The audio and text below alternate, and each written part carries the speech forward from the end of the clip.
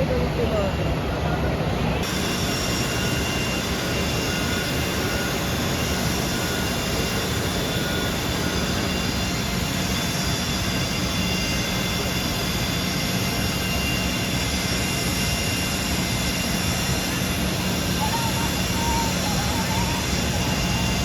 Ako na po. Bakit? Kasi naanoan na ako ng phobia ko. Baka po kasi po, naglilinis po ako sa labas eh nakita ko talaga yung usok. Ang akala ko matamaan ako, tumakbo ako agad ako sa loob ng bahay. Ano po sinasabi ng pamilya niyo sa inyo? Mama, uwi ka na lang. Umiiyak po sila.